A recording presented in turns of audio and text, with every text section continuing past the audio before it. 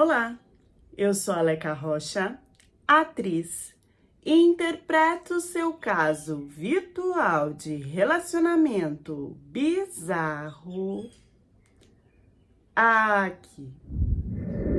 Tem um neném aqui fazendo pãozinho, onde a mamãe vai sentar. Dunia, você tá fazendo pãozinho, filha? É? Tá quentinho? Eu não quero nem saber que a minha mãe tem que ir gravar. Eu tô aqui tomando o meu banho, né, Dunia? E a seguidora me chamou junto aqui para colocar o nome dela na história, então... Ellen, idade, 36 anos, publicitária. Eu não deveria ter começado tudo isso e eu assumo que a culpa é toda minha. Primeiro, que eu não estava ativa em nenhum aplicativo, mas tinha sim um aplicativo que eu tinha entrado há muito tempo atrás, quando eu tinha terminado um namoro. Agora, coincidentemente, eu também tinha acabado de terminar um namoro, mas não vem ao caso, eu não tinha entrado em nenhum aplicativo. Só que eu lembro que da outra vez que eu namorava e que antes eu tava nesse aplicativo, eu não desativei a conta, eu deixei lá e deixei com as minhas redes sociais na descrição. Eu simplesmente apaguei o aplicativo do celular, mas minha conta ficou lá ativa. Não sei por que durante todo esse tempo ninguém veio falar comigo. E sei lá por que depois de tanto tempo eu não recebi também um oi. Vamos conversar, vamos ter alguma coisa online, vamos aprender algum idioma. Não, eu recebi uma mensagem bem específica assim: oi, eu estou indo para São Paulo. E aí eu olhei um homem que ele usava aquelas batas, né, bem longas assim. E eu vi que o aspecto do rosto dele não era do Brasil, mas essa frase veio em português. E aí eu mandei 3 pontos de interrogação e aí sim ele começou a falar o resto todo em inglês. Eu sabia inglês e ele dizia que tinha me encontrado em um aplicativo e que como estava vindo para o Brasil e eu tinha chamado a atenção, ele resolveu me mandar mensagem. Então eu já vi mistura de Jael com javali. Ele tinha até os dentinhos pra fora, assim, igual do javali. É o javali que tem esse dente? Então, veio me explicar que ele estava chegando ao Brasil a trabalho. Uma empresa lá da Jordânia internacional vinha para cá e ele era um dos representantes que estava chegando a primeira vez ao Brasil. Que sorte a minha, né? Tanta mulher procurando um árabe online para se encontrar e o meu ele veio de presente, eu não precisei fazer esforço nenhum. Eu não me liguei muito nessa hora que ele estava falando sobre isso, não. Só que assim, passou 2 dias que a gente estava conversando e era conversas assim, espaçadas que ele mandava, mostrava a casa dele, eu falava onde eu tava, e aí rolava uma paquerinha bem de leve. Ele não falou nenhuma besteira, não pediu foto de nada, foi muito educado e até tava com medo de me convidar para alguma coisa. Eu lembro que eu falei: eu posso te mostrar pela internet mesmo os lugares que você pode ir, porque você disse que também quer aproveitar um pouco do Brasil. E ele: eu gostaria se você fosse comigo. Foi a única entrada, assim, que ele deu.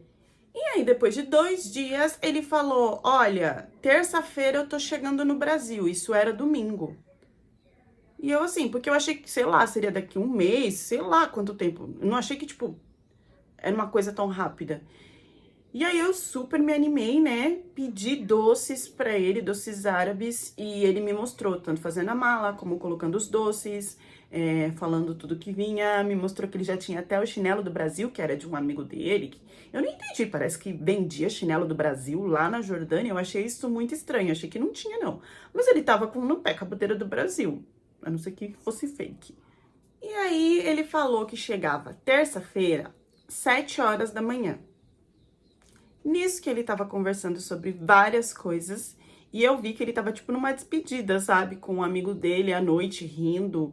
Acho que tinha também virado, porque tava muito ha-ha-ha, he-he, hu-hu. Ele falou: olha, eu vou da Jordânia, vou fazer escala, e aí depois eu chego no Brasil.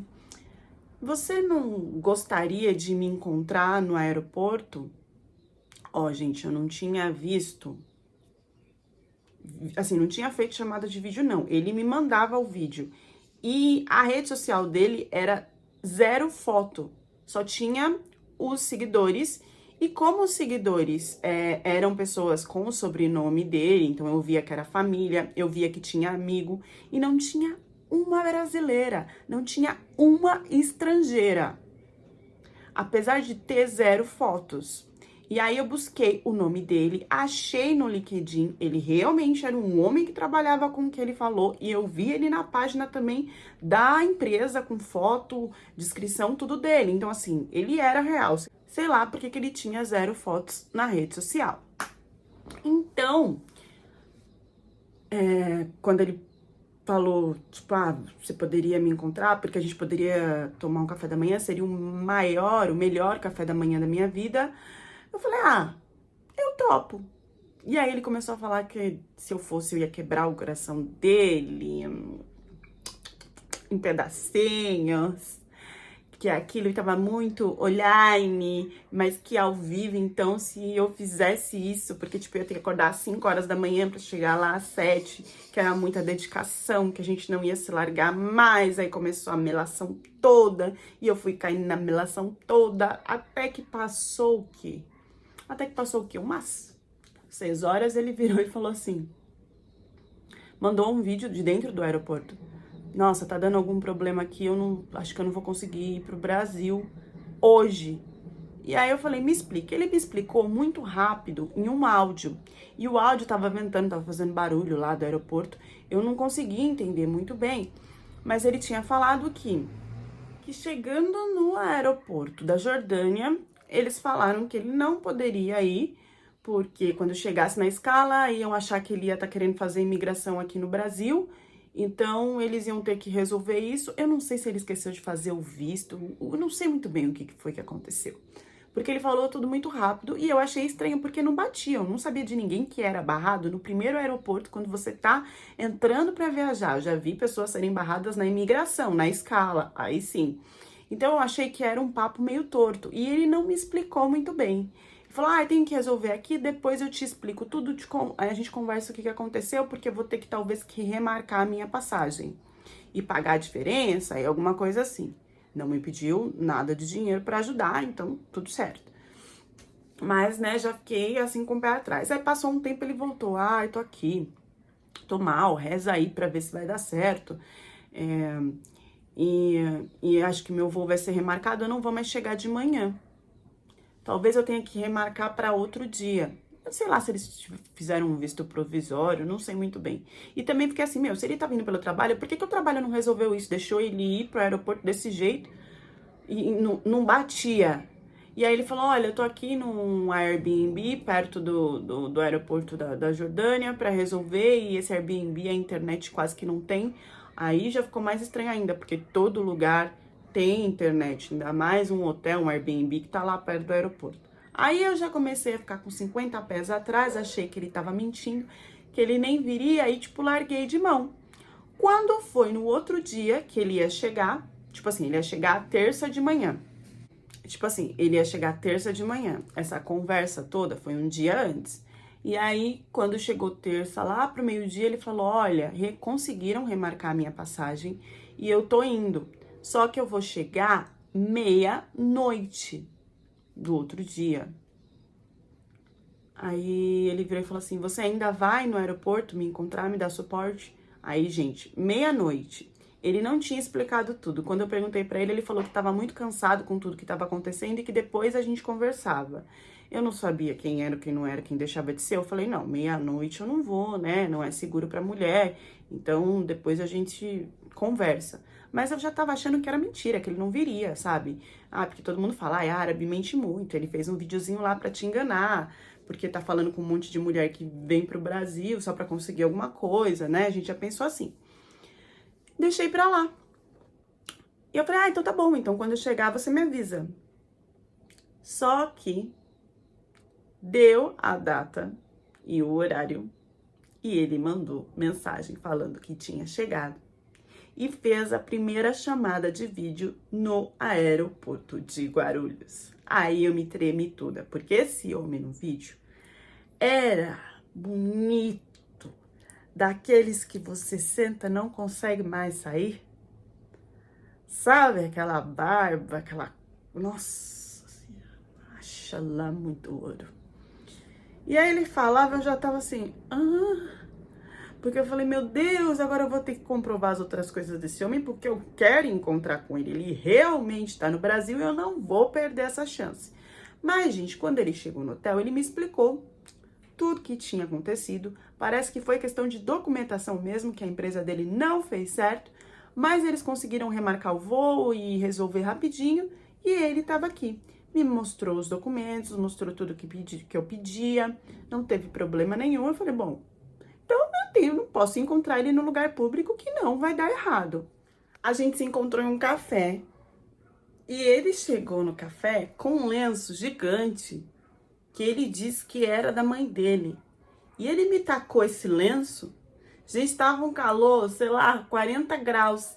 E esse homem queria que eu me andasse com o lenço toda tapada, porque eu fui com um vestidinho de alcinha bem, né, todo abertinho. Ele ficava olhando pro vestidinho, aí ele engolia seco, porque ele queria ser respeitador, mas ele não estava se aguentando. Aí ele me tacou esse lenço, queria que eu andasse com esse lenço pra tudo quanto é lado, eu morrendo de calor, falando pra ele que não ia andar, tinha acabado de tomar café com ele. Foi muito engraçado. Me contou que era divorciado e que não estava entendendo por que uma mulher tão bonita como eu ainda estava solteira, que eu era uma joia, que ele jamais ia deixar perder, que esse trabalho dele ia aumentar aqui no Brasil e que ele ia ficar comigo. E eu achava que tudo era muito mentira, mas foi verdade, gente. Ele casou comigo, a gente não teve problema nenhum. Ele ficou comigo no Brasil, ele não aceitou ficar na minha casa, ele pagou uma casa, ele comprou uma casa, ele cresceu no trabalho dele aqui. Eu nunca tive problema de deixar de fazer as coisas porque ele não queria, ele não me obrigou a nada. A gente tinha um casamento saudável, com brigas de opiniões, sim, mas era muito saudável. E o que aconteceu foi que a gente fez tudo aqui no Brasil, então eu não conhecia a família dele. Mesmo assim, ainda me batia na cabeça a questão de, será que ele tem uma mulher lá na Jordânia? Será que a mãe e o pai irão me aceitar? Porque ele mandou tudo, mas ele não trouxe a família dele, né? Ele mandou vídeos para a família. E ele não tinha também essa ideia, pelo menos no começo, de voltar para a Jordânia. Veio uma questão do trabalho dele, que ele teria que voltar para a Jordânia.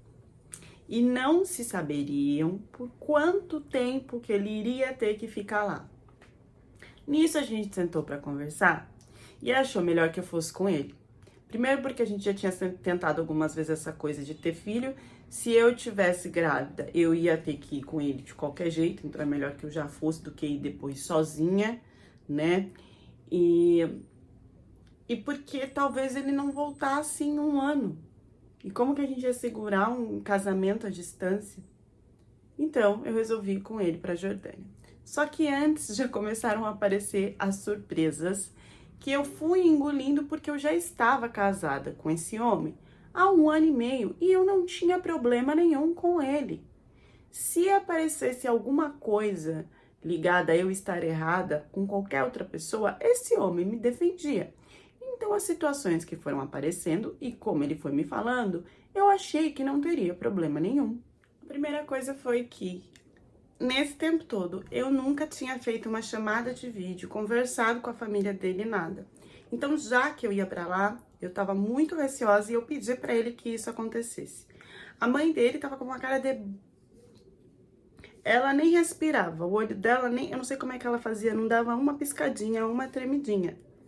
E o pai que falava e ele traduzia, e aí era só uma conversa entre ele e o pai, e às vezes o pai perguntava pra mim, e aí ele respondia por mim. E a mãe parecia uma figuração assim no fundo. Os irmãos, parecia aquele quadro ele estava na mesa, comendo, nunca vi fazer chamada de vídeo também na hora que estava comendo. Parecia aquele quadro de Jesus. Só que todo mundo sério, em silêncio, paralisado, só o pai que tinha vida. O pai era o único que estava comendo, o resto devia tudo estar passando fome. Bom, eis que essa mulher tinha uma cara de candanga, aquelas candanga bruxa, sapo verde, venenada. Olha, quando eu vi ela, eu falei, mas assim, a gente vai ficar na mesma casa que ela? Não, meu amor, tem minha casa lá. Ah, tá. Porque na casa da mãe eu já ia dar uma estremecida. O meu período estava atrasado, então eu já estava meio desconfiada que eu poderia, né, já tá com o neném na pancinha. E aí, gente, não tinha muito para onde eu fugir. Mas ele disse para eu ficar em paz, que a mãe dele não tinha muita movimentação, que tudo era o pai dele que organizava. Eu não sei se eu ficava feliz com isso ou se eu ficava preocupada. Porque isso será que não queria dizer que então a mulher não teria nenhum poder de fala lá? E eu também não iria ter? Ou se é porque... Vocês estão achando que é só isso? Não. No outro dia chega-me um e-mail, porque tenho tudo dele, tenho tudo da rede social. Chegou um e-mail da mamãe. Mamãe sabia mandar e-mail. Gente, era uma lista. Era uma lista de coisas que ela pediu para ele conversar comigo antes de encontrar ela. Então tinha lá assim, que eu devia respeitar o que ela falasse, que eu não devia debater o que ela falasse, que eu deveria gostar da comida dela, mesmo sem ter experimentado, todos os serviços da casa dela que eu teria que fazer além dos serviços da minha casa. Isso, gente, esse e-mail chegou um dia depois da chamada de vídeo, mas eu só fui ler quando a gente tava no avião, praticamente para entrar no avião, assim. Como que eu ia fugir? Eu só olhei pra cara dele e falei, isso aqui é real? Porque ele tinha respondido, tá? Eu vi um dia antes, não tinha resposta, mas mexendo de novo, e aí pensando em traduzir, porque da primeira vez que eu vi eu não traduzi, o bicho pegou. Porque ele tinha respondido ela como se ele tivesse me falado tudo, e ele não tinha me falado nada. Nisso eu já tava enjoando. E eu desesperada, porque tinha coisas assim, de que como eu era estrangeira, então eu não ia precisar do dote, se ele tivesse me dado alguma coisa para eu já levar e retornar. Umas coisas absurdas, que parecia uma mulher que realmente não tinha nenhum tipo de amor na vida, diferente do casamento feliz que a gente tinha no Brasil. O meu desespero desse homem escutar essa mulher e de tudo mudar lá na Jordânia era gigante. E aí, gente, foi uma discussão toda, né, dentro do avião. Eu não consegui aproveitar nada. Eu cheguei lá congelada, intacta, com medo da reação dessa mulher, do que essa mulher poderia fazer comigo, se eu ia conseguir, se ele ia me defender. Eu já fui criando várias coisas na minha cabeça, porque também fui assistindo vários vídeos, várias histórias e vendo que não é impossível que eu teria a sorte que as outras meninas, nenhuma, né, tiveram. Mas incrível, eu tive. Desde o começo que eu casei com um árabe, eu tive a sorte de ter uma relação feliz. E com ele também lá na Jordânia. Primeiro porque a mãe dele, ela mandou um e-mail porque era um modo que ela tinha de se comunicar. Mas lá, ela não abria a boca.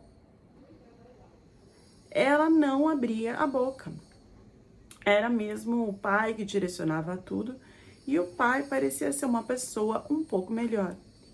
Então, assim, nós achávamos que estivéssemos grávidos, mas foi alarme falso. Então me deu uma aliviada também, porque eu teria um tempo para ver ali o que ia acontecer, de repente pular fora, né, da situação. Mas existia o tempo que o meu marido ia trabalhar, que eu ficava sozinha em casa, e passando alguns meses, pegando confiança, essa senhora ainda tentou vir com uma história de que eu trouxe comida para mim, que gostava muito de mim, queria que eu comesse. E eu já tinha escutado umas histórias de mulheres que foram envenenadas dessa forma, né, pela sogra.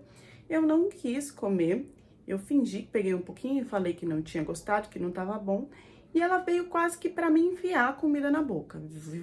Foi uma confusão, porque eu não deixei ela enfiar a comida na minha boca. Ela queria enfiar tudo com força, falando que era uma desonra eu não comer nada, deixar o prato cheio, porque pessoas queriam, porque também no Ramadã eles fazem isso, porque é assim que se aprende no Ramadã, por isso que se fica de jejum, para entender como que as pessoas passam fome, e que o que eu tava fazendo eu tinha que aprender, e veio pra cima de mim com a colher mesmo pra enfiar tudo na minha boca, e eu fui com a mão pra cima e joguei a colher na cara dela e quase se estapeamos. O meu marido chegou, e ali eu senti um inferno na vida, né? Falei, não é possível que vai começar essa situação. Ele me defendeu, ele brigou com a mãe, pensou em a gente comprar um lugar mais longe para não ter nenhum tipo de confusão, porque depois de um tempo a mamãezinha foi pegando força. Só que nesse tempo, gente, infelizmente, meu marido, ele começou a sentir coisas e ir para o hospital e ninguém desvendava o que ele tinha. E ele foi ficando cada vez pior. Ele foi passando de um dia que ele passava no hospital, ele foi para 2, para 3, e ele foi perdendo a noção das coisas e ninguém entendia que infecção que era, o que estava ocasionando tudo isso. Até que um dia o meu marido foi para o hospital em surto e ele não voltou mais para casa. Eu perdi o meu marido da pior forma possível. Ele sempre foi um homem bom. Ele sempre me defendeu. Eu nunca passei nada de ruim até eu voltar desse hospital. Quem foi me buscar foi o pai dele, querendo ou não, é a pessoa que eu mais confiava ou que eu achava que eu pudesse confiar. Mas não foi bem assim, porque no caminho, o pai dele conversava comigo, primeiro pelo Google Tradutor, depois de um tempo eu fui aprendendo frases em árabe. Só que nessa volta, eu entendi que ele não estava dando uma palavra comigo, porque o filho dele tinha acabado de perder a vida. Foram feitas todas as condolências do modo que eles fazem, né? Que é totalmente diferente do que como é feito no Brasil. E quando tudo acabou, eu só queria deitar e dormir. E aí o pai dele me levou não para nossa casa, né, minha e do meu marido, mas sim para casa dele com a mulher. Eu estava tão desnorteada que eu não discuti. Eu simplesmente só apaguei, e esse foi o meu erro, porque eu acordei já no outro dia, dentro de um quarto, que eu fui levantar automaticamente para sair, e a porta estava fechada. A partir daí é só terror. Quem tiver gatilho, eu peço que se retire. Eu não vou descrever tudo o que aconteceu comigo, eu não tenho condições de contar. Eu demorei mais ou menos uns 6 meses para conseguir detalhar algumas coisas. Entre uma delas foi que o pai dele entrou friamente no outro dia, porque eu chamei e ninguém me atendeu. E só no outro dia, eu cansada, acabei dormindo, ele entrou e falou que, de acordo com o nosso casamento, primeiro que a gente tinha casado no Brasil, não tinha nenhuma documentação da Jordânia. E ele me apareceu com uma documentação da Jordânia, dizendo que, de acordo com o nosso casamento, após a morte do filho, eu seria propriedade dele e da família. Ali eu já não tinha meu celular, meu passaporte, só tinha mudas de roupas que eles que traziam. Eu não saía do quarto e eles chegaram a colocar um capuz preto para que eu não visse o que acontecesse, porque as visitas do pai, irmão, tio, eu não sei quem, eu não conseguia assimilar quem era, mas as visitas começaram a ser constantes. E além de gritar e tentar sair, e me espernear e levar a tapa na cara para parar, o que mais poderia acontecer? Como que eu poderia fugir dessa situação? Eu cheguei a pensar que tudo isso tinha sido tramado por esse meu marido, que ali não era o pai dele, não era ninguém da família, a ponto dele sumir e dizer que morreu e para que eles me usassem dessa forma. Mas tudo que eu vivi com meu marido foram anos, sabe? Não foram meses. Não é possível que ele fosse capaz de fazer uma coisa dessa comigo. Não tinha como. Eu realmente vivi aquele casamento. Era verdade. A família dele era tão cruel a esse ponto.